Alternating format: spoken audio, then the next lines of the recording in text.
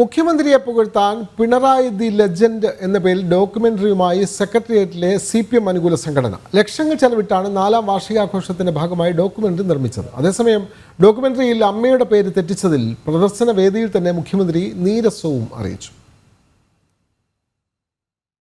സ്തുതിഗീതമൊരുക്കിയതിനു പിന്നാലെ പിണറായിയെ പുകഴ്ത്തി ഡോക്യുമെന്ററിയും എത്തിയിരിക്കുകയാണ്. സെക്രട്ടേറിയറ്റിലെ CPM അനുകൂല ജീവനക്കാരുടെ സംഘടനയാണ് പിണറായി ദ ലെജൻഡ് എന്ന പേരിൽ ലക്ഷങ്ങൾ ചെലവിട്ട് ഡോക്യുമെന്ററി നിർമ്മിച്ചത്. സർക്കാരിന്റെ 4ാം വാർഷികാഘോഷത്തിന്റെ ഭാഗമായി ഡോക്യുമെന്ററി പ്രകാശനം ചെയ്യുകയും ചെയ്തു.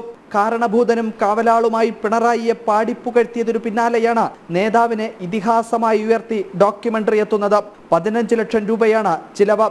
നേമം സ്വദേശിയാണ് ഡോക്യുമെന്ററിയുടെ സംവിധായകൻ. മുഖ്യമന്ത്രിയുടെ ജീവചരിത്രവും ഭരണനേട്ടങ്ങളും നേതൃപാഠവും ഉൾക്കൊള്ളുന്നതാണ് പ്രമേയം. അതേസമയം ഡോക്യുമെന്ററി പ്രദർശന വേദിയിൽ തന്നെ അമ്മയുടെ പേരു തെറ്റിച്ചതിലെ നീരസം മുഖ്യമന്ത്രി പ്രകടിപ്പിക്കുകയും ചെയ്തു.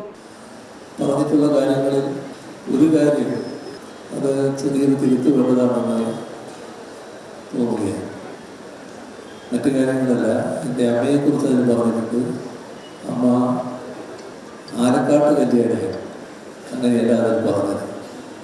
അപ്പോൾ അത് അമ്മയോട് ചെയ്യുന്ന നീതികേടായിട്ട് അത് സാധാരണഗതിയിൽ അറിയാവുന്ന കുറേ ആളുകൾ ഉണ്ടാവുമല്ലോ. അപ്പോൾ അവർ അതെല്ലാവരും ഒന്ന് ചിന്തിക്കുകയും ചെയ്യും.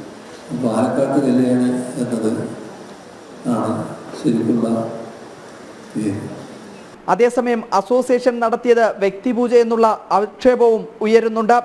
ജനം, തിരുവനന്തപുരം.